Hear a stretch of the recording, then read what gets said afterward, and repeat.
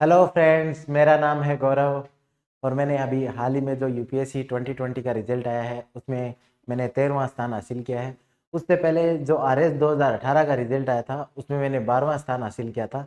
और अभी जो आपका आरएस प्रीलिम्स हुआ है, अभी तक आपने 2 दिन में आराम से अलग अलग कीज से अपने नंबर्स को मिला लिया होगा और अब आपको एक रेंज पता चल गई होगी। आपको एग्जैक्ट नंबर नहीं पता चल सकते क्योंकि जो 3-4 क्वेश्चन है उनके अंदर विवाद चलता ही रहेगा। जो सौर वेधशाला वाला क्वेश्चन है जो पिछले साल भी विवाद में था, इस साल भी विवाद में है।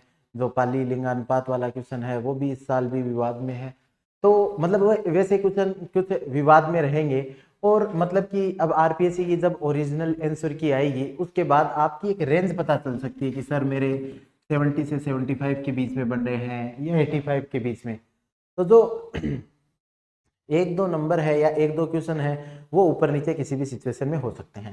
तो अब आज का जो टॉपिक हम डिस्कस करने वाले हैं कि जो मैं आरएस के प्रीलिम्स के बाद ये सिचुएशन में फेस कर चुका हूँ, तो इसलिए मैं आपको इसके साथ शेयर कर सकता हूँ कि आरएस प्रीलिम्स अब हो गया है तो अब क्या करें सर। अब हमारे पास क्या ऑप्शन है। तो अब 3 प्रकार के स्टूडेंट्स हैं इस समय। एक स्टूडेंट ऐसे हैं जो बिलो 70 है। तो जो बिलो 70 है वो almost out of the race है। अब मैं आपको किसी प्रकार से कोई ऐसे सांत्वना नहीं दे सकता क्योंकि ये पेपर है, इसमें अच्छे बच्चों ने बहुत अच्छा स्कोर किया है। तो मेरे हिसाब से ये जो कट ऑफ है वो थोड़ी हायर एंड पे जाएगी। तो बिलो 70 किसी भी हालत में कोई जाने के चांसेस नहीं है। तो जो बिलो 70 वाले स्टूडेंट हैं उनको अब क्या करना चाहिए, यदि उनको लगता है कि हाँ वो आरएस ही बनना चाहते हैं और इस बार कुछ मिस्टेक हो गई, कुछ रिवीजन नहीं कर पाए या गलत स्ट्रेटेजी थी या सही से टॉपर्स की गाइडेंस नहीं मिल पाई, उसकी वजह से यदि वो सिलेक्ट नहीं हो पाए, तो अब वो क्या कीजिए कि अगला आरएस आने वाला है उसकी अभी से अच्छे से तैयारी कीजिए, अपने फाउंडेशन को मजबूत कीजिए। क्योंकि यदि आपके 70 से कम मार्क्स हैं इस पेपर में, इसका मतलब है कि कहीं ना कहीं आपके फाउंडेशन में दिक्कत है। तो जो 70 से कम मार्क्स हैं उनको मैं ये भी सजेशन नहीं दूंगा कि जो अभी मेंस की टेस्ट सीरीज चल रही है उसके साथ आप अपने मेंस की तैयारी कीजिए। नहीं, आपके ना अभी भी थोड़ा फाउंडेशन में प्रॉब्लम है, वो आपको रियलाइज करना पड़ेगा और अभी से आपको क्या करना है, अपना फंडामेंटल और अपना फाउंडेशन स्ट्रॉन्ग करने के ऊपर ज्यादा फोकस करना है। सेकेंड कैटेगरी ऑफ स्टूडेंट ऐसे हैं जो 70 से 90 के बीच में है। अब 70 से 90 के बीच में मानिए किसी के 75 मार्क्स हैं, तो वो प्रिपरेशन छोड़ नहीं सकता क्योंकि मान लीजिए उसके 2 क्वेश्चन उसके फेवर में चले जाते हैं तो 70-80 मार्क्स के आसपास आ गए और कट ऑफ उतनी भी रह सकती है, 80 के अराउंड भी रह सकती है। इसलिए जो 70 से 90 के बीच में है उन्हें अपना माइंडसेट चेंज करना पड़ेगा। उन्हें अपने आप को 15 दिन के लिए एक इल्यूजन क्रिएट करना पड़ेगा कि हम तो 100+ मार्क्स ला रहे हैं। ये आप 15-20 डेज जो इंपॉर्टेंट है, जब तक आरएस प्रीलिम्स का रिजल्ट नहीं आता, आपको एक इल्यूजन क्रिएट करना पड़ेगा। आपके चाहे कितने भी मार्क्स आए, अपने आप को बोलिए कि मेरे 100+ आ रहे हैं और मुझे आरएस मेंस की तैयारी करनी है। क्योंकि आप इस रेंज में हैं तो जरूर ऐसा है कि आपके जो फाउंडेशन है, फंडामेंटल्स हैं वो सही हैं। और जब आपके फाउंडेशन और फंडामेंटल सही हैं तो अब आपको क्या करना है, मेंस वालों के साथ ही अपनी पूरी मेंस की तैयारी करना है।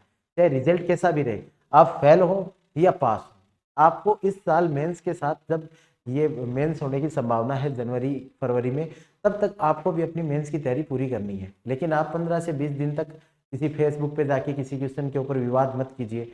आप ना मतलब आप आपके कहने से आरपीएससी चेंज भी नहीं करने वाली है। आरपीएससी तो डिसाइडेड कर चुकी है कि उसे कौन सा आंसर रखना है।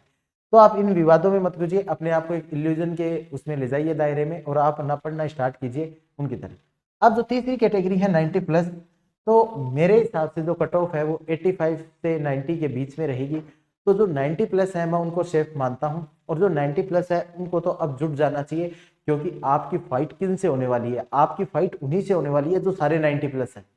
और मैं आपको ये भी चीज बता दूं कि आपकी फाइट उनसे होने वाली है जो 130+ है, आपकी फाइट उनसे होने वाली है जो 140+ है। और आपको लग रहा होगा कि इस पेपर में 140+ नंबर नहीं आए हैं, लेकिन मेरे कुछ दोस्तों के 140+ नंबर आए हैं। तो 140+ वालों से आपको फाइट करना है तो अभी से आपको एक अच्छी प्रिपरेशन स्टार्ट करनी है। तो अब जो 90+ और जो 70+ है उनके लिए मेरी यही स्ट्रेटेजी रहेगी कि आपको सबसे ज्यादा ना, मतलब अब क्या करना है, एकदम सही से रिसोर्सेज सेलेक्ट कीजिएगा। एक भी ना गलत रिसोर्स आपने पढ़ लिया ना तो आपका ना ये जो बहुत कीमती टाइम है ना ये खराब हो सकता है। अब देखो, एक मार्केट जिधर भाग रहा होगा ना कि इस कोचिंग के नोट्स पढ़ लेते हैं, उस कोचिंग के नोट्स पढ़ लेते हैं, ये पढ़ लेते हैं, वो पढ़ लेते हैं। वो मार्केट ना हमेशा सही नहीं हो सकता। यदि मार्केट ही सही होता ना तो कट ऑफ बहुत हाई जाती। क्यों? एक ही कोचिंग के यदि नोट्स 20,000 लोग पढ़ेंगे तो वो डिफरेंस कहाँ से क्रिएट करेंगे? नोट्स आप उस कोचिंग को एज ए रेफरेंस मटेरियल ले सकते हो, लेकिन आपको उस पर बेसिक बुक्स का वैल्यू एडिशन करना पड़ेगा, जो मैं आपको बुक लिस्ट हर टॉपिक की अलग से बता दूंगा कि ये टॉपिक आपको यहाँ से करना है। और अब आप एकदम जिद्दी बनिए, अगला 3 महीने आपको एकदम जिद्दी बनना पड़ेगा और मैक्सिमम आंसर राइटिंग प्रैक्टिस कीजिए। आंसर राइटिंग प्रैक्टिस में मैं सबसे बढ़िया प्रैक्टिस मानता हूं जो आप 3-4 लोगों के ग्रुप में होगी। किसी भी टेस्ट, अब आप ना किसी भी ना टेस्ट सीरीज में जाओगे और आप ऐसे सोचो कि मैंने टेस्ट सीरीज में 10,000 रुपए जमा करा दिया, अब मेरी आंसर राइटिंग स्किल्स अपने आप बढ़ जाएंगी। ये आपकी एक मिथ है। आप ना कोचिंग में किसी भी टेस्ट सीरीज को ज्वाइन करोगे, उसके 3-4 फिक्स जो ना कमेंट्स हैं मैं वो आज बता देता हूँ और आपको वही देखने को मिलेंगे कि आपका प्रयास अच्छा है, जारी रखिए। जो आपका सिलेबस के ऊपर आपकी अच्छी कमांड है, पढ़ते रहिए, सारे क्वेश्चंस को पूरा करने की कोशिश कीजिए, क्वेश्चन को सही तरीके से पढ़िए, सभी क्वेश्चन को अटेम्प्ट करने की कोशिश कीजिए, अंतिम समय तक प्रयास करते रहिए। इस तरीके से जो 6-7 फिक्स कमेंट्स हैं जो हर कोचिंग वाला लिख देता है, किसी भी कोचिंग वाले को ये बिल्कुल फर्क नहीं पड़ता कि वो आपके अंदर कितना इंप्रूवमेंट करे।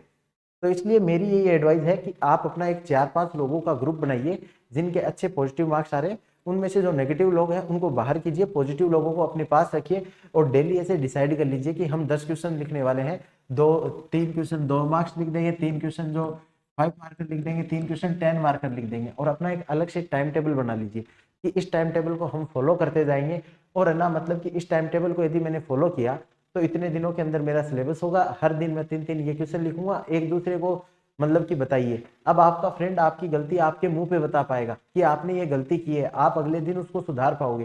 टेस्ट सीरीज के साथ दिक्कत क्या है? सबसे बड़ी, आप आज टेस्ट देके आते हो, आज टेस्ट दिया आपने, उसके बाद आके आप उस टेस्ट को देखते नहीं हो और वो टेस्ट कॉपी आती है 10 या 12 दिन बाद। जब 12 दिन बाद आती है तो आपको ये भी याद नहीं रहता कि मैंने वो आंसर क्यों लिखा था। और अब आपको ना गलती भी ना नहीं पता चलेगी, क्योंकि मैंने तो आपको जो टेस्ट सीरीज के कमेंट्स हैं वो आपको मैंने पहले ही बता दिए हैं, तो वो वैसे ही कमेंट्स आएंगे। कभी आपको कोई ये नहीं बताएगा कमेंट्स क्या होते हैं। देखो आंसर राइटिंग के कमेंट्स क्या होते हैं? कमेंट्स ये होते हैं कि आपने ये आंसर लिखा है तो वो बताएंगे कि भाई इसके स्ट्रक्चर में दिक्कत है। स्ट्रक्चर में क्या दिक्कत है? वो बताएंगे कि आपका ऑर्गेनाइज नहीं है, वो बताएंगे कि इसमें फ्लो नहीं है, फ्लो है तो इसमें ना मतलब जो आपने आर्ग्यूमेंट्स पेश किए हैं उनको आपने डेटा से बैकअप नहीं किया, ये आर्ग्यूमेंट आपका बिना डेटा के बैकअप किए और यहाँ पे ये डेटा लिख सकते थे। मैं आपकी आंसर राइटिंग पे एक और क्लास लूंगा और उसके बेसिस पे आप ना एनालिसिस कर सकते हैं अपना। आपको मैं बता रहा हूँ कि ना किसी भी प्रकार की कोचिंग की कोई जरूरत नहीं है जब तक आप अपने लिए ईमानदार हैं। हम क्या करते हैं कि हमें अपने लिए ईमानदार नहीं होते, जो भी हम लिख के आ जाते हैं हम वो सोचते हैं कि वो तो वर्मा जी का उत्तर है, उसमें कोई गलती नहीं है। तो एक बार इस कंसेप्ट से आप बाहर आइए।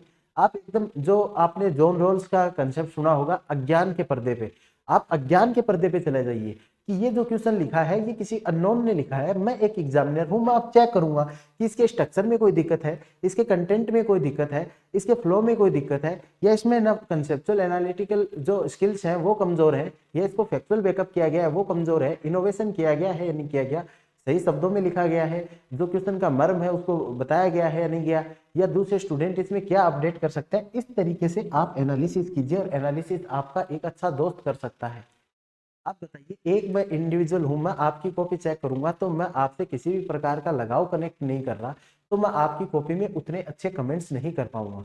इसलिए आपको यही करना है, डेली आंसर राइटिंग कीजिए, अपने दोस्तों के साथ डिस्कस कीजिए, ग्रुप डिस्कशन कीजिए और एक साइंटिफिक मेथड बताइए। साइंटिफिक मेथड पे मैं आपको पहले ही बता चुका हूँ कि वो 4 प्रोसेस होती है कि आप एक रॉ डेटा को कलेक्ट कीजिए, उसको सिंप्लीफाई कीजिए, उसको रिटेन कीजिए, रिवीजन कीजिए और लास्ट में आउटपुट कीजिए। अब जो ये मेंस का जो पेपर है ना, उसमें ना आउटपुट की प्रोसेस बहुत इंपॉर्टेंट है। तो देखो मैंने आपको पहले साइंटिफिक स्टडी का पहले बताया था कि आपको ना रॉ डेटा लेना है, रॉ डेटा से आपको क्या करना है, सिंप्लीफाइड डेटा बनाना है, उस सिंप्लीफाइड डेटा को आपको रिटेन करना है, मतलब कि मेमोराइज करना है, और अब उसको क्या करना है, आउटपुट करना है। आउटपुट का मतलब होता है टेस्ट सीरीज देनी है। ये एक 4 स्टेज प्रोसेस है। अब आप जिससे भी सुनोगे ना बस एक ही बात कहता हुआ मिलेगा, बस सारे दिन उत्तर लिखते रहो, उत्तर लिखते रहो, उत्तर लिखते रहो। अरे ये पूरी प्रोसेस आपको फॉलो करनी है। आपको पूरे दिन में इन चारों प्रोसेस के अंदर आपको टाइम डिवाइड करना पड़ेगा। इस प्रोसेस में आप है ना टाइम डिवाइड करो। अब हमारे पास दो ही डाउट होते हैं, जितने भी मैंने कमेंट सेक्शन में डाउट देखे हैं, या तो रो डेटा सर कौन सी बुक पढ़े, या दूसरा डाउट है कि सर आंसर राइटिंग कैसे करें, कहाँ से करें और कितनी करें, ये भी नहीं पता। तो इसलिए आपको क्या करना है, इन चारों स्टेप के ऊपर पूरा प्रोसेस पे ध्यान देना है। अच्छा रो डेटा सेलेक्ट करना है, उसको पढ़ना है, फिर सिंप्लीफाइड डेटा करना है। सिंप्लीफाई का मतलब है अपने शॉर्ट नोट्स बनाने, किसी टॉपर के नोट्स नहीं, खुद के नोट्स बनाओ अपनी अंडरस्टैंडिंग के हिसाब से। फिर उसको रिटेन करने के लिए रिवीजन करो, उसके रिवीजन जो निमोनिक्स वगैरह का यूज करो। फिर आउटपुट करने के लिए आप टेस्ट सीरीज कर सकते हो, अपने दोस्तों के साथ डिस्कशन कर सकते हो, किसी और को पढ़ा सकते हो। ठीक है, तो इन चारों मेथड के चारों स्टेप्स के ऊपर पूरा आपको ध्यान देना है। इस तरीके से नहीं करना कि केवल है ना अंधाधुंध किसी ने बोला कि प्रैक्टिस करो आंसर राइटिंग की, तो प्रैक्टिस करने लगे। किसी ने बोला टेस्ट सीरीज ज्वाइन करो, टेस्ट सीरीज ज्वाइन करो, तो पहले दिन जाए और अपनी हार्ड अर्न मनी होती है उसको जाके कोचिंग वालों के थमा दिया कि लो साहब कोचिंग वालों आप तो रखो, हम तो आपके लिए कमा के आए हैं। फिर 2 टेस्ट के बाद है ना कोई देने नहीं जाता। तो यदि आप चलो आपने ना टेस्ट सीरीज ज्वाइन कर ली, आपने ना किसी कोचिंग को 10,000 रुपए दे दिए ना, तो अपने आप से कसम खा लो कि 10,000 रुपए दिए है ना तो सारे के सारे टेस्ट है ना मैं दे के आऊंगा। और यदि सारे टेस्ट नहीं दे के आए ना, तो मतलब जो 10,000 रुपए है ना वो आपको कभी माफ नहीं करेंगे। सारे तो एकदम सभी टेस्ट दे के आओगे आप। ठीक है, और सभी टेस्ट के बाद है ना सभी डिस्कशन सुनोगे उनके, जो उन्होंने डिस्कशन किए हैं वो सारे डिस्कशन सुनोगे। ठीक है, सारे उनके मॉडल आंसर पढ़ोगे। और आप ना मतलब एक और जो कोचिंग वाले क्या कराते हैं ना कि जो स्टूडेंट प्रीलिम्स में फेल हो जाते हैं ना उनसे ना कॉपियां चेक करवाते हैं। तो आप क्या करोगे, फैकल्टी से बात करोगे, फैकल्टी से अब जाके ना आपको अब पूरी कॉपी आपकी कोई चेक नहीं कर सकता, लेकिन आपके ना मतलब कि यदि एक पेपर के अंदर 50 के आसपास 60 के आसपास क्वेश्चन होते हैं, तो उसमें से 10 क्वेश्चन है ना आपकी फैकल्टी चेक कर सकता है। वो 10,000 रुपए किस लिए ले रहा है, यहाँ पे कोई भंडारा नहीं लगा हुआ। तो आप है ना ये फैकल्टी के पास बैठ के सर अब मेरे सामने बैठिए, बताइए मैंने क्या गलती की, और आप यदि पेपर के अंदर होते तो आप किस तरीके से आंसर चेक करते हो, तब आपको पता चलेगा कि यार ये जो टेस्ट सीरीज है वो तो बच्चे चेक कर रहे हैं, इसीलिए जो 5-6 रटे रटाए कमेंट्स हैं वो ही कर रहे हैं। तो अब ना थोड़ा सा जागरूक होइए, आज इंफॉर्मेशन टेक्नोलॉजी का जमाना है, आप इतनी स्मार्ट स्टडी कीजिए। वो मतलब कि बेसिक वो पुराने वाला तरीका नहीं, मैंने बोला कि जाओ एक टेस्ट सीरीज लिखो, उसको अंधाधुंध टेस्ट सीरीज लिखना स्टार्ट कर दिया, ये नहीं। सही से पूरी साइंटिफिक प्रोसेस को समझो कि पढ़ाई की प्रोसेस क्या होती है, सभी स्टेप्स को अच्छा अच्छा टाइम दो, आउटपुट करो, अपने दोस्तों के साथ करो, टेस्ट सीरीज दो, सभी टेस्ट देख जाके आओ, डिस्कशन अटेंड करो, मॉडल आंसर पढ़ो, उनके मॉडल आंसर से कंपेयर करो कि हम कितना दूर हैं, कितना पास हैं। और एक है ना फैकल्टी के साथ डिस्कशन बहुत जरूरी है कि सर आप बताइए कि आपने किसी टॉपर की कॉपी देखी, उस टॉपर की कॉपी में क्या था, मेरी कॉपी में वो क्या नहीं है। क्योंकि फैकल्टी होगा उसने लास्ट ईयर के टॉपर्स को भी देखा होगा, इस साल के अच्छे जो स्टूडेंट है उनको भी देख रहा है, और वो आपको भी जानता है, इन तीनों को कंपेयर कर सकता है। तो ये सबसे इंपॉर्टेंट पार्ट है। और यदि कोई कोचिंग कहती है कि हम फैकल्टी डिस्कशन नहीं करवा सकते, तो आप किसी दूसरी कोचिंग के पास जा सकते हैं।